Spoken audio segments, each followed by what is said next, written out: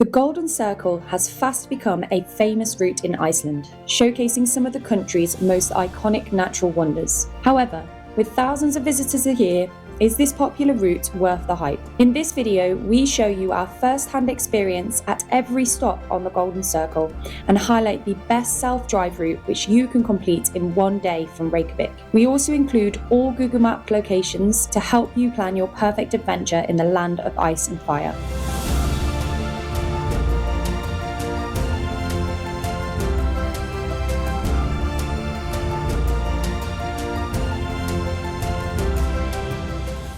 Hey guys, welcome to the Two Frequent Flyers channel. I am in Bristol Airport and today I'm flying to Iceland and I am unbelievably excited. Sorry it's a bit loud in here. Just a second.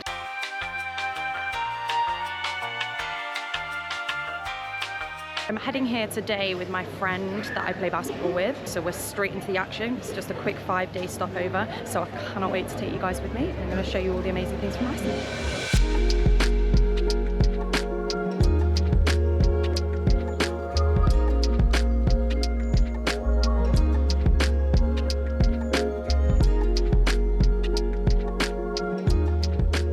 Good morning guys, I'm just having breakfast at the hostel. I'm going to show you that beautiful breakfast so you can make a decision of whether you want to buy the breakfast. It is 2,000 isk, which is about £11. A little bit spenny, it's not included with the hostel, so just be mindful, but it was delicious and the woman let me take a little takeaway. So I've got granola in a Tupperware for the day, and the yogurt here is actually a cheese. It's a special Icelandic yogurt, which is the most delicious thing I think I've ever had, and it's really high in protein, so it fills you up really quickly. Adrian, our bus is here. Our bus is here, let's go.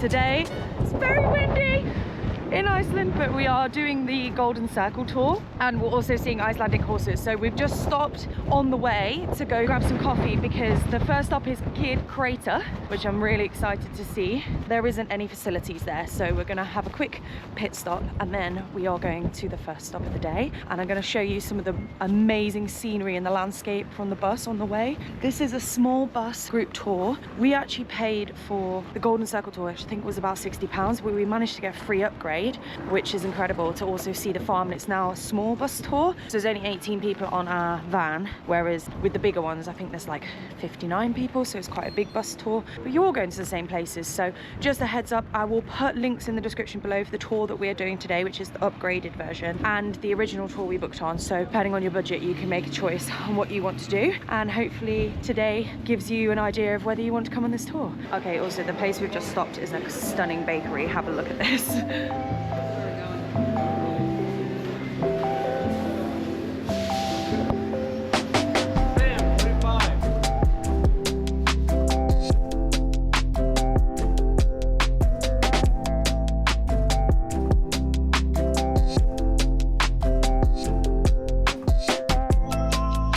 We have arrived at Kerid Crater. I think I'm pronouncing that wrong, but it is spelled weird.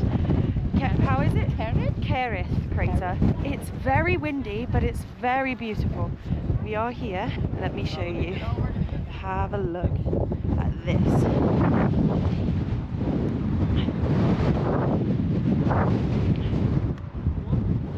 People are inside the crater.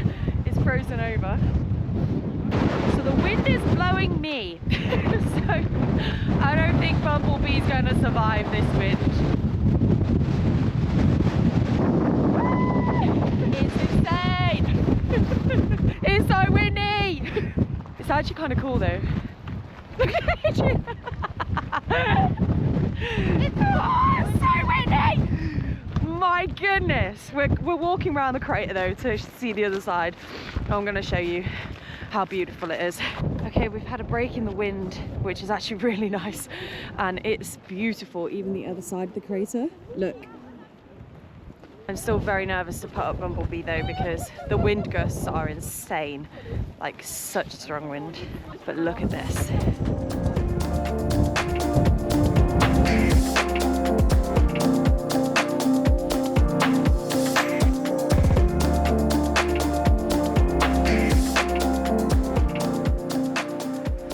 just arrived at the Icelandic horse stables. We're going to get a horse show and then we're going to a tomato farm. It's a lot calmer after that crazy wind.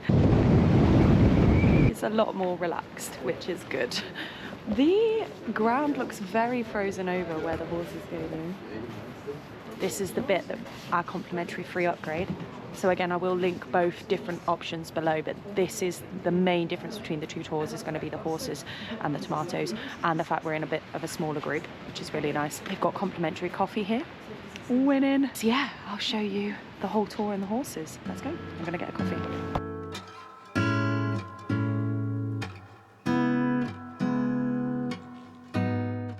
They were just explaining that Icelandic horses are a huge part of the culture here. They have 100,000 horses in Iceland and there's only 400,000 people. So they're a big thing here. And also these Icelandic horses, they're not super tall, they're really, really strong, and they have 5 different gait patterns, which I am a bit horsey, but normally horses have 3 gait patterns, so canter, gallop, trot, and these guys have 5. I mean, and then walking as well, so technically 6, and that's what makes them really popular. So they actually export loads of Icelandic horses out to other countries, but once they leave, it's a one-way ticket. They can never come back because these horses never have to be vaccinated because they have no diseases for horses in Iceland, whereas in other countries in the world they have a lot of horse diseases. So once a horse has left the country, they can never come back into the country because they're trying to preserve, making sure that these no diseases get spread to the horses, which is pretty awesome. This one's chilling. I think he's sleeping. You can see they're not super big, but apparently very, very strong. And this is a white one. And there's one that people are petting over here because he's got his head out.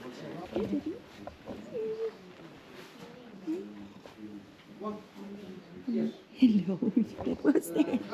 What's there? You are so friendly. At least they don't get to be like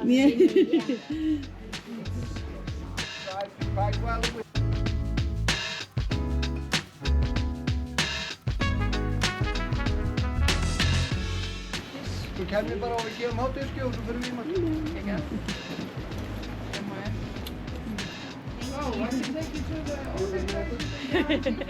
So we just saw the 5 gates I was just explaining earlier. So there's actually walk, trot, canter or gallop is the same gait but just different speeds, and then flying pace, and then the other one I've forgotten the name, begins with T. I will find out. That one was so cool though. The one that begins with T, he was holding a beer, and because the horse has 2 feet or 2 hooves in contact with the floor at all times, a really smooth gait. So normally in trot you're bouncing or you have to go up and down the rider, but in this unique Icelandic gait beginning with T, the rider can sit completely still, and that's why he was holding a beer the whole time. It didn't spill, which is what makes these horses so desirable. So yeah, that was really cool. I really want to ride it, but that's not part of the tour. But I would love to ride this horse. Beautiful. I'm gonna go and say hello to the horse. Hey boo. So now we are on our way to the tomato farm, and we're gonna do some tomato tasting, have lunch after that. So that was the horsey bit of it first. I think that was my favorite bit, but jury's out. this is very fancy. So we've just come for lunch after our tomato tour, and it's beautiful here, as you see. So this is a tomato cheesecake, and it's the cutest thing ever. And the thing on top is green tomato jam. That is so cute. Well, our guide is so much fun. She says whenever she leaves Iceland, she misses the wind. And the wind is crazy. But she says when the wind hits her, she feels energized. And I'm gonna tell myself that. It's just giving me energy because whew, this wind is like the craziest wind I've ever experienced in my life. And that's not an underestimation. That is insane. Now we finished lunch and we are off to, I think we're going to the waterfall. I'm not sure. I'll update you. We are off to see the geyser now. You guessed it, it's very windy. Apparently erupts every 5 to 10 minutes. So hopefully we'll be able to get a couple of eruptions on camera for you. Also part of the same tour. Oh, it's very windy. You can see the hot springs over here.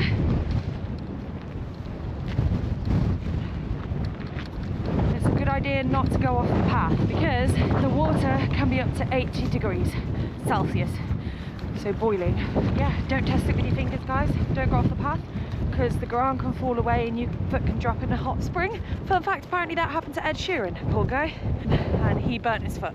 So just be careful, don't go off the pass if you are coming here. And let's go to the geyser. See you in a minute. Guys, I just want to show you this. So this water right here is 80 to 100 degrees Celsius, but it is so cold, it's really hard to fathom that the water is that hot. And it's ice, so there's literally ice next to 100-degree water, like crazy. It's actually insane. The land of ice and fire next to each other. It's honestly like we flew from the UK and landed on a different planet. It's hard to put into words how incredible Iceland is and how insane the landscape is. It's definitely a place that everyone should try and visit in their life if they're fortunate enough to be able to, because it's mind-blowing. Look at this right here.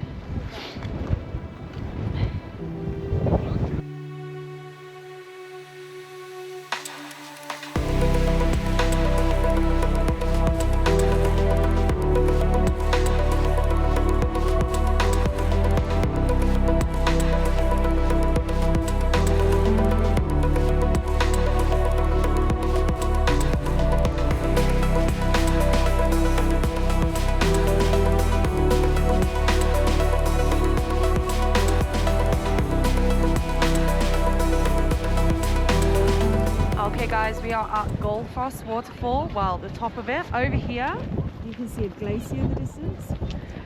That's a glacier.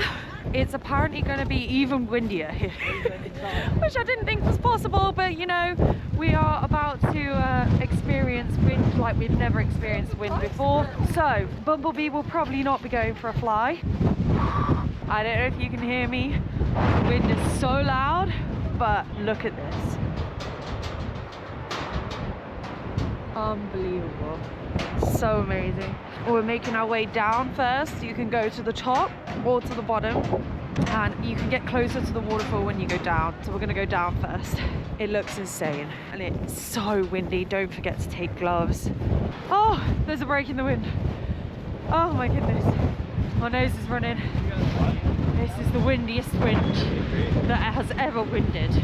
I am blown away in both kinds of ways. I don't even know if you can hear me, but look at this. We're at the top now and it is amazing.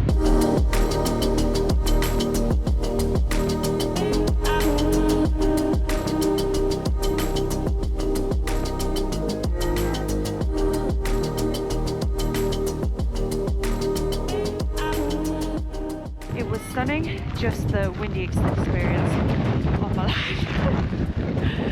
But the wind is kind of fun. You can literally lay against it, it will hold you up. We're just going to go inside the Gullfoss store. It's a restaurant and cafe. I'm just looking over here. Check that out. We've got 10 more minutes and then we're going to go to our last stop, which is the national park. We've got to another stop. It's not as windy. It's still a bit windy, but not a lot windy. So I'm going to hopefully fly Bumblebee, but look at this. This is incredible. Incredible. Yeah, we're in the national park and I'm getting over to the other side because that's where I'm allowed to fly the drone. I do have a permit, but I've not been able to get Bumblebee up most of the day.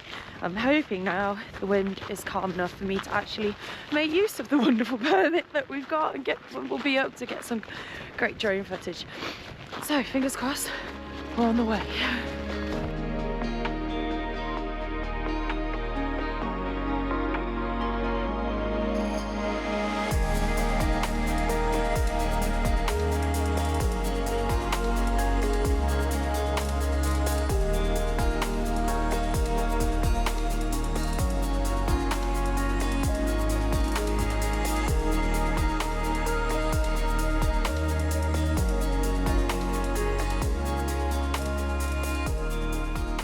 I managed to get Bumblebee up.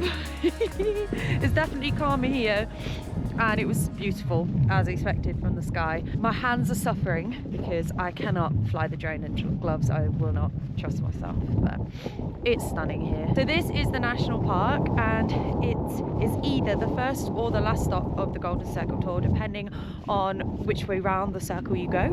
It is basically a big circle of Iceland that we're doing, hence It's Golden Circle, and yeah, absolutely stunning. Highly recommend. Like I said before, I will put links into the description down below, and I'll put some different options of either like a more private tour or a larger tour depending on your preference. Obviously prices vary quite drastically depending on the size of your group, so that's something to consider as well. But just have a look over here. Everywhere you look is unbelievable. The wind has finally chilled out a little bit, thank goodness, because it's actually not too cold, like maybe 2-3 degrees today, but the wind chill, jeez. It was -2, by the way, and it was -9 with wind chill. Okay, so it was -2 earlier with -9 wind chill, but last night when I checked the weather, it was only meant to be +2 today. Because it was in Reykjavik, that's what the weather was. Oh, okay. There And we then go. when I So in located- Reykjavik, it's warmer than here. But yes, definitely recommend. Okay, Adrian, what are your thoughts on the Golden Circle tour? Absolutely stunning. Very, very windy. But really, really worth it. Yeah? It's just really pretty. The landscape changes from one place to another. Yeah, the landscape is insane. So these bumps on the ground, for one, let me just show you these bumps. You see how bumpy the ground is? Now, that is because, or you can see it a bit more dramatic over here. They're not rocks. That is the ground, because when water freezes it expands, and when it thaws it shrinks again, and that makes the land expand and shrink, and eventually it causes these bumps to form in the land. And that is why nowhere is flat in Iceland unless it has been artificially changed by humans. And that is part of the reason why the landscape is insane. So even the bits that aren't actually a volcano or just crazy cliffs or tectonic edges, the landscape is still crazy because of the constant freezing and thawing of water throughout day, night, winter, summer. The average day in Iceland, even in the summer, water often freezes and thaws, even though they have 24 hours of light in the summertime. Fun facts, guys, on the way back. We're slightly running late. We are that group in the tour that make the most of every single second, so we will be back to the bus probably on the dot. Hopefully they don't leave without us. Stay tuned.